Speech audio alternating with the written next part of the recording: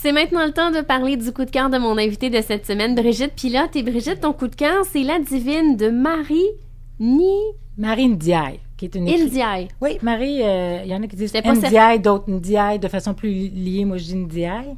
C'est une écrivaine française qui est née en 1967, donc elle a à peu près mon âge. Sauf que elle a commencé à publier à 17 ans, ce qui est hors norme, assez rare. Et elle a fait carrière, elle a fait que ça. Elle n'a pas travaillé ailleurs que comme écrivaine, ce qui est tout aussi rare. Et je la considère comme une virtuose de l'écriture et comme, à mon avis, à moi, la meilleure écrivaine présentement de la francophonie, rien de moins. Qu'on l'aime ou qu'on l'aime pas, là, je te parle en termes de talent, de potentiel, de possibilités. Elle a une belle plume, ça je peux te l'affirmer. Oui, elle a une plume extraordinaire. On peut parler d'une grande richesse en ce qui concerne le vocabulaire, les tournures de phrases, etc. Et elle a quand même 20 ouvrages à son actif, dont 10 romans, du théâtre. Elle est la seule auteure vivante, hommes et femmes confondus, à être jouée à la Comédie Française, dont une des pièces est jouée à la Comédie Française. C'est quelque chose aussi.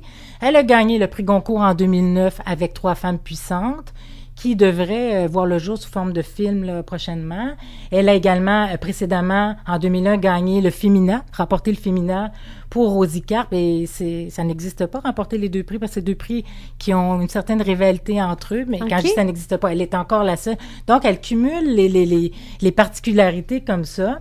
Et pour moi, donc je vous parle de La Divine parce que c'est son dernier, mais j'aurais tout aussi bien pu vous parler des autres romans. Je lis tous ces romans 2 fois. Ah oui, pourquoi? Parce que la prose est tellement riche, c'est tellement les sentiments, la nuance, les sentiments sont tellement nuancés, c'est qu'on peut pas là, en tout cas moi je peux pas en une fois lecture, tout percevoir, tout absorber. Ben je l'aime énormément, donc c'est comme une musique dont on se lasse pas, on peut l'écouter, la réécouter, puis on trouve toujours des nouveautés.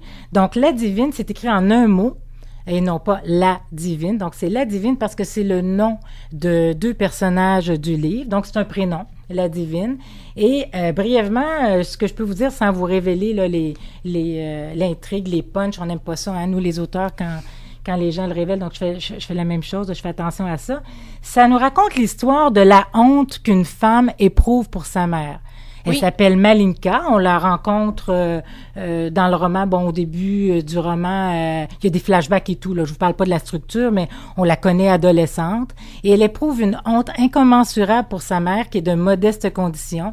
Le père n'existe pas, on peut plus parler de géniteur que de père, là. Elles vivent ensemble les deux, et elle l'aime tout aussi profondément qu'elle en a honte. Et c'est ça qui est la particularité de Marie Ndiaye.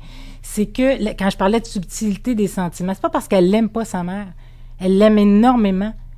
Mais elle veut la fuir, elle en a honte. Elle l'appelle même la servante. Elle l'appelle la servante parce qu'elle fait des ménages chez des gens. Puis quand ses amis, aux abords de l'école, lui demandent c'est qui cette femme, elle dit c'est la servante. Donc, et elle veut la fuir quand elle devient jeune adulte, là, 17-18 ans, elle décide même de partir. Elle laisse un mot à sa mère, puis elle dit, écoute, tout va bien, mais moi, je m'en vais vivre ailleurs. Elle change de nom. De Malika, elle devient... Malinka, pardon, elle devient Clarisse. Et elle veut absolument plus rien savoir de son passé, mais elle va continuer de visiter sa mère. Elle va visiter sa mère 1 fois par mois, le mardi de chaque mois, mais ne dira rien de cette nouvelle vie. Elle va se marier, avoir une petite fille qu'elle prénommera La Divine, le même nom que sa mère. Si on l'apprend dans le roman que dans le fond, elle donne à sa fille le même nom qu'à la grand-mère de la petite fille, donc à sa mère à elle.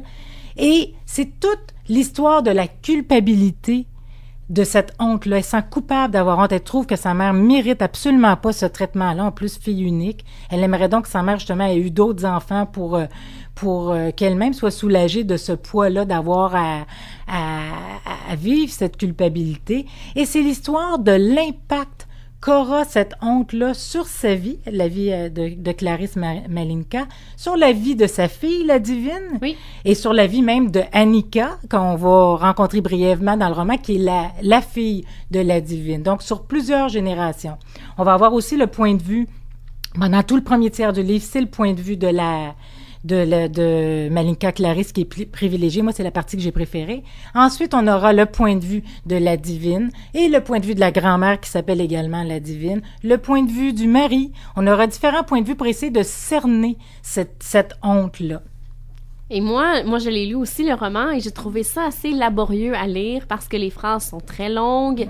Il n'y a pas vraiment d'histoire. Même si tu as réussi quand même bien à résumer l'histoire. Moi, j'avais de la difficulté à le résumer aux auditeurs.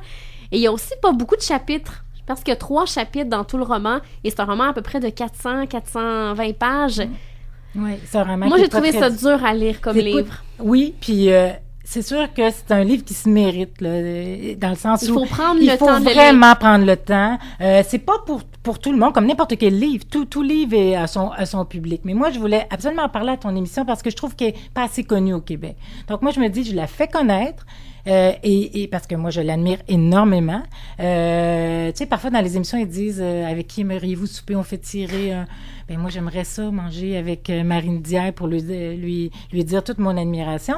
Donc, je veux la faire connaître aux auditrices, aux auditeurs. Puis après, les gens font leur choix. Est-ce qu'ils l'aiment, est-ce qu'ils l'aiment pas? Est-ce qu'ils ont de la difficulté à rentrer dans le livre ou pas? Mais je pense qu'elle mérite pour la qualité de son œuvre, l'étendue de son œuvre aussi. Quelqu'un qui a 46 ans, puis qui a toute cette expérience-là derrière elle, nous écrit, il y a des moments absolument sublimes dans ce livre-là, d'émotion, par exemple, à un moment donné, elle est au téléphone, puis son mari qui l'a quitté, je m'excuse, je dévoile quelque chose, mais je dis même pas qui. Je dis même pas lequel des personnages.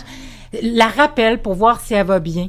Et juste comment elle se sent au cours de cet appel-là, c'est bien décrit. C'est extraordinaire, moi. Puis j'ai, pour moi, un livre, j'ai inventé une expression, là, je sais pas si tout le monde l'utilise, mais moi j'utilise, il y a l'indice de rétention. Qu'est-ce qu'on retient comme émotion, qu'est-ce qu'on retient du livre sur plusieurs mois, sur plusieurs années? Il y a des livres savoureux, mais on n'en retient rien. Moi, je pense que c'est important quand on lit un livre que ça nous habite encore. Et l'indice de rétention des livres de Marine Diaye est très élevé. On rappelle le titre, La Divine. Merci Brigitte pour ce coup de cœur. On se reparle dans les prochains instants avec la chronique littéraire. Merci.